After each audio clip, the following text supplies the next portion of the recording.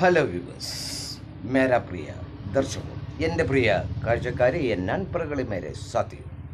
Today I am giving you the English classes of 10th standard first lesson. Okay, അപ്പോൾ ഇന്ന് ഞാൻ 10ാം ക്ലാസ്സിലെ English first ലെസണാണ് തരുന്നത്. കുറച്ച് ഭാഗം കേട്ടോ.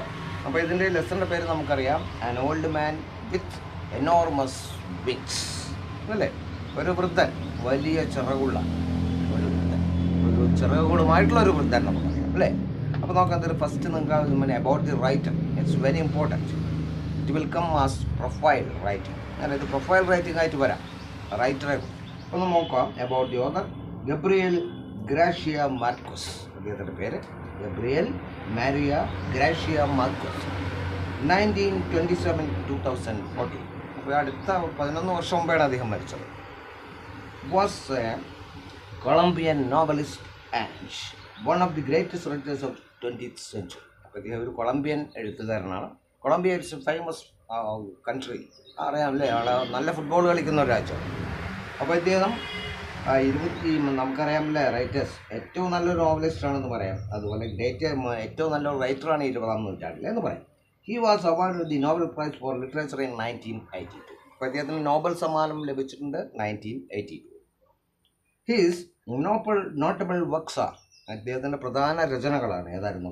Love in the time of cholera, first one. Then no one writes to the colonel, second one, and 100 years of solitude. അപ്പോൾ ഇതൊക്കെയാണ് പ്രധാനപ്പെട്ട അദ്ദേഹത്തിൻ്റെ കൃതികൾ എന്ന് പറയും. He is one of the best non Latin American writers of our time. അപ്പോൾ വളരെ അറിയപ്പെടുന്ന ഒരു ലാറ്റിൻ അമേരിക്കൻ എഴുത്തുകാരനാണ് നമ്മുടെ ഈ കാലഘട്ടത്തെ എന്ന് പറയാം. ഞാനിതിൻ്റെ ഷോർട്ടായിട്ടൊരു തരാം നമുക്ക് പോയിൻറ്റ്സ് ആയിട്ട്. ഇതിനെക്കുറിച്ച് നമുക്ക് വൈഡായിട്ട് പറയാനുള്ള ടൈം ഉണ്ടാവില്ല. സോ നമുക്ക് നോക്കാം. ഫസ്റ്റ് പോയിൻ്റായിട്ട് നമുക്ക് കൊടുക്കാം സ്ട്രേഞ്ച് വിസിറ്റ് എന്ന് പറയാം, അല്ല, വളരെ വിചിത്രമായ ഒരു സന്ദർശനം എന്ന് പറയാം. One day Pelayo saw a strange figure in his courtyard. അപ്പോൾ പെലായോ എന്ന് പറയുന്ന വ്യക്തി ഒരു ദിവസം കാണുകയാണ് തൻ്റെ മുറ്റത്ത് ഒരു സ്ട്രേഞ്ച് ആയിട്ടുള്ളൊരു ഫിഗർ, അല്ല, വിചിത്രമായിട്ടുള്ള ഒരു രൂപത്തിൽ. It was A very old man with enormous wings entangled in mud. അല്ലേ, അപ്പോൾ അദ്ദേഹം അങ്ങനെയാണ്, വളരെ പ്രായമായിട്ടുള്ള ഒരു വ്യക്തിയായിരുന്നു, വലിയ ചിറകുകളുമായി. അദ്ദേഹം മഡിൽ അങ്ങനെ പൊതഞ്ഞു കിടക്കുകയാണ്, അത് ചെളിയിൽ അല്ലെ പൊതഞ്ഞു കിടക്കും.